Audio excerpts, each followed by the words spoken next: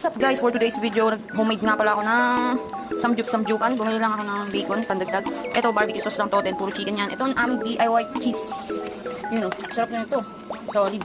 Tapos, ayan, prito na ako ng bacon. Sarap kitang bacon, tinanggal ko. So yan, ito lalagyan lang natin ng dairy cream yan. Yan, yun yung magiging mantika natin sa ating barbecue chicken. Ayan yung cheese. Yan guys, lalagyan na natin itong ating chicken.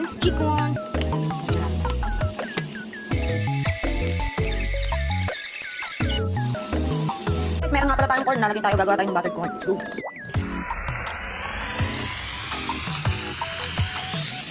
Yay!